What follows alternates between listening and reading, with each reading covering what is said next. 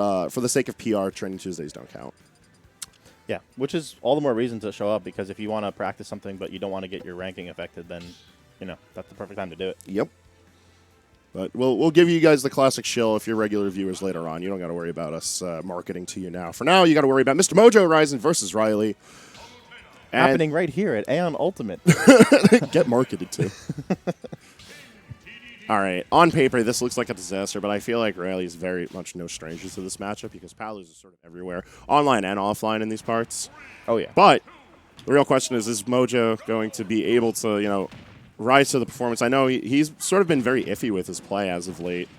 So I'm very much here for if he's going to, return to form. My thoughts on Mojo is that as of late, he seems to not, doesn't seem to care. If he does well or if he does bad, he's just going to play his best. And when that means his run is over, his run is over, If it's early, then so be it. But, it seems like he has this no-stress attitude. And I don't know. I feel like Riley's out here looking to win. So, Yeah, I was just about to say there are definitely merits to that mindset because you don't put that pressure on yourself. So you don't end up, overheating, so to speak. Sure. Meanwhile, you still need to be motivated to perform, and you got to be out here to win. Yeah. Riley very much a player with that sense of mentality behind their play. All right, back air finds its mark, and we get a little bit of lost stage play. Nothing too crazy yet. I feel like any match with Riley kind of starts in the same way. It's kind of that slow pace. Things happen to DeDeDe as you come to expect. Yeah. But give us 2 minutes into the set, and then Riley kicks us right off the rails, regardless if he takes the first kill or if he ends up delivering it himself. Yeah, but that makes sense because I'd say that, DeDeDe is a grappler. He's a heavy, and like all grapplers and heavies, he, as a character, what you want to get is big reads, right? And read-based gameplay usually starts off losing, right? Because you're getting familiar with your opponent's habits, and then as you start learning them, you're taking notes mentally.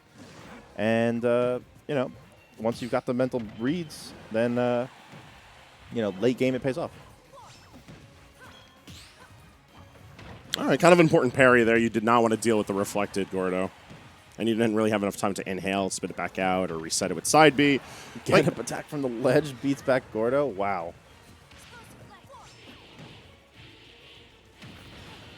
Honestly, that's fine. Just get hit and reset your ledge invincibility and find a way in, because right now that's the name of the game. Once he's in, yeah, that back air cleans up that stock, meaning that first blood goes to Mojo. All right, rather unsurprising given the trend. I do like the duck beneath the Gordo.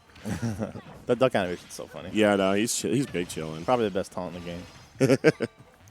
Well, right now Riley needs to figure out a way to weave it into some sort of successful play because he's got the damage down on Palutena. I feel like back air at the ledge, even forward air off stage. Riley should not be struggling to take out the kill if he gets a chance to land his moves. And just like that, up tilt's going to do it. Right on fast up tilts, and it does the job. Solid enough anti-air button, too. Really important noting how often Palutena spends in the air. And Mojo is no exception to that rule. Yeah, but the more time that Riley spends in the air, that's just giving Mojo more opportunities to get a big fat nair and start some nair strings. Because those strings will really add up, especially on a heavy where you can get multiple of them. Yeah, regardless of how good your SDI is against the...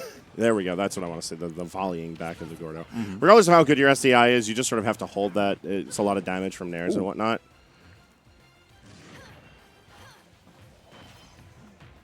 Oh, that drag down would have been cool to get into the grab, but Mojo found a way to make it work anyway, and can't quite get these confirms off of the down tilt, so he's going to have to kill the old-fashioned way.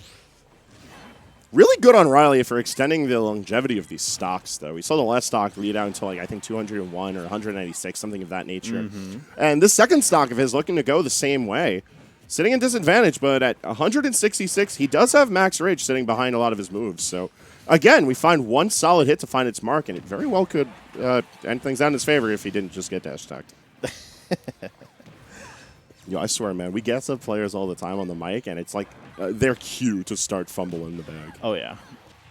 Come on, we know you're nice. You got to show the audience that you're nice. Oh, didn't know that Gordo was going to win out that trade with the nair.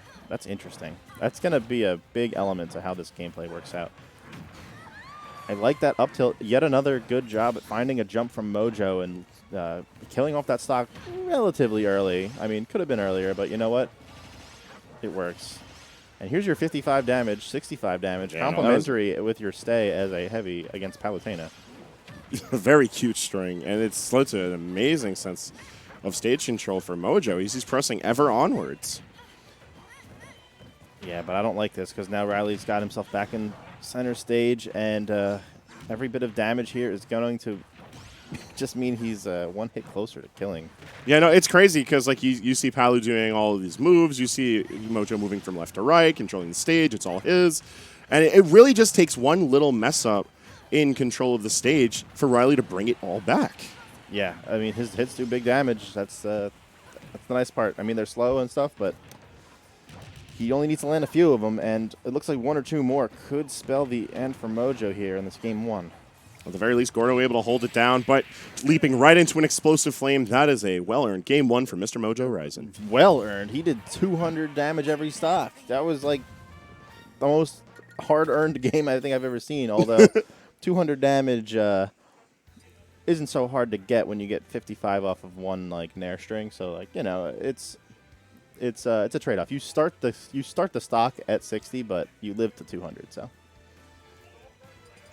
I mean, in spite of how the damage deficit was very heavily in Mojo's favor, it was still all around an even game. Yeah, for sure. And the fact that it's an even game means that I think that this game might go towards Riley, because an even game, when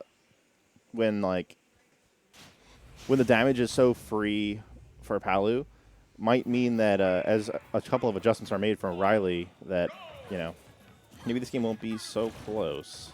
Like, what I want to see more from Riley is trying to get more aggressive with these reversals, though, because if he could turn the tides quicker, because then all of a sudden he's taking these stocks where he's chilling at like 160 instead of sitting at 200 and finding these reversals. Because he's able to find the reversals, it's just a little bit too long in between them, and during that time, Mojo's racking up the damage, and more importantly, I feel, maintaining stage control.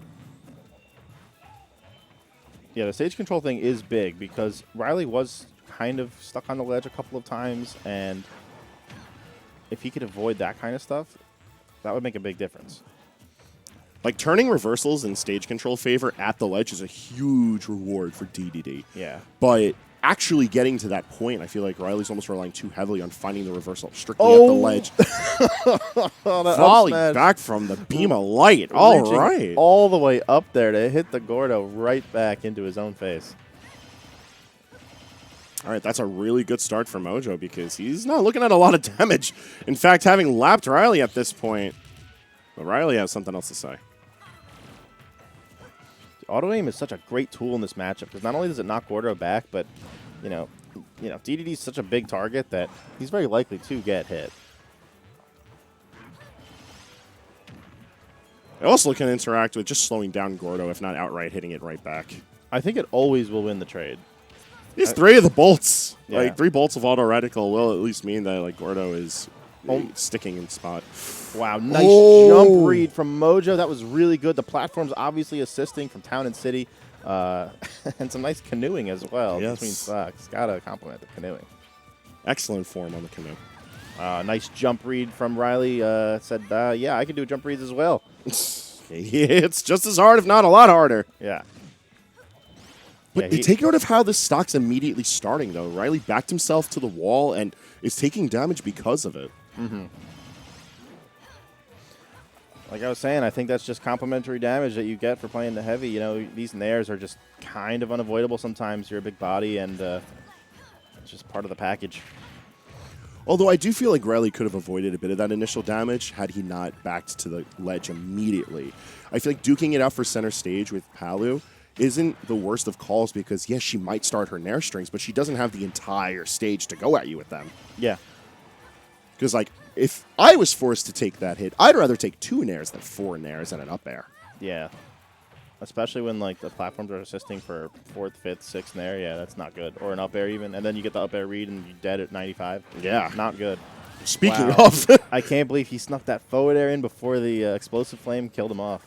Or hit him, I guess. Very evasive duck right now. Mm-hmm. Yeah, see, like all it takes is one bullet from the auto reticle, and it knocks the Gordo back, and then the other two hit the Penguin. So definitely your best tool in the matchup, I would say, if you had to spam one move. Well, No, I was gonna say if we're spamming one move, I think you already know what we're pressing. There's a good one. I don't know who's winning this game right now, if I'm being honest. Yeah, no, it's this is kind of what we were talking about earlier. Like you're winning like 9 times out of 10 against DeDeDe as Palutena, but you got to make sure that's 10 out of 10. Otherwise, that one instance, Riley finds a way. Yeah, and he's not dead yet. At 174, back air finds its mark, and face just like that. We're going to game 3. Yeah, I mean honestly, keeping alive till 174 is like you said, you just need one opportunity, and so it doesn't really matter what your percent is. Although, I guess it does help that he had all that rage. Max rage behind DeDeDe buttons is no joke. Yeah. No, definitely good on Riley. Again, I highlighted the survivability in Game 1, but Game 2, it really came to fruition in that last stock. Mm-hmm. And to be honest with you, I thought in the beginning of that Game 2, we weren't really going to see a lot of that because Mojo found some early stocks. We saw the up smash into the Gordo that worked out in his favor, and then we saw that ridiculously good jump read with up air. Oh, yeah. And it just wasn't looking like the same king, but hey, can't call it too quick between these two. Game 3 finds our way to small battlefield, and fantastic SDI jumping away. Just get the hell away. No nairs for me, please. Yeah, I do not want. A confident approach, big reward for Riley. Moving ahead of the explosive flame, that's done quite a bit of damage. It looks to me like he's like Mojo's like teleport cancels maybe a little too telegraphed right now, because a couple of times Riley has punished them. So keep picking up on that as Mojo tries to reclaim center stage and goes to the platform as old reliable. I think another aspect of what makes it very readable for Riley is there's not a lot of space to run away with on small battlefield. Yeah. Very much a stage that invites scrapping heavy. And Mojo, we don't got those. That was a really nice DI mix-up. No, I'm going to give that one to Riley because Riley DI'd out first, made the first one miss, and then Mojo said, I'll just try again. But Riley actually went for the DI up and in, which can be hit with up air, but Mojo wasn't ready. Ooh. Wow. Up smash. Reads the fade away nair on the shield and goes for up smash. I think that's either the second or third time we've seen that exact situation punished out that way. Yeah. So Mojo got to stay a bit more fluid in his gameplay. He manages to even up the stock count, but for how long is Riley seems to be on the wheel for this game. Yeah. I like that Mojo was able to finally get a down tilt to forward air conversion. Means that he's cleaning that up because he was struggling with that a little earlier. Oh, that down tilt with no tech is big stuff because now look who's stuck in the corner.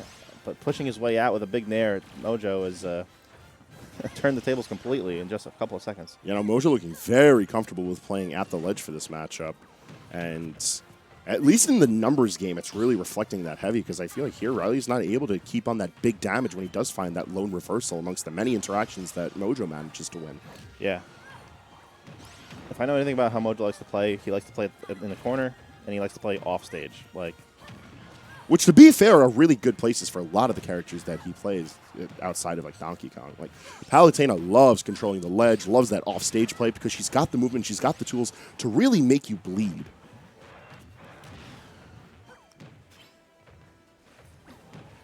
Oh, trying to fair at the ledge, ends up getting met with a Gordo and another one. Fair not fast enough. Fair not big enough, maybe.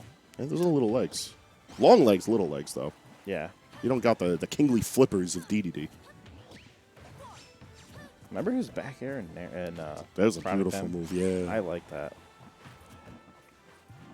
I like these back airs from Mojo, though. They're really keeping the pressure on, but Riley's fighting at it from a different angle, up and down. He's giving a completely different spin on this pressure. And, oh, that counter, I thought it was going to end before it hit, but yeah, Mojo keeps trying to challenge this ledge stuff, and he likes doing that, but I think that the tools are just not in his favor because DeDeDe has so much like reach with his up air, and jeez. It's a long hammer. People tend to forget that, and I think right now Riley taking full-on advantage of it. Forward tilt going to reassert stage control. Riley's just been sitting pretty at 182 on his second stock, yet consistently racking up the damage on Mojo.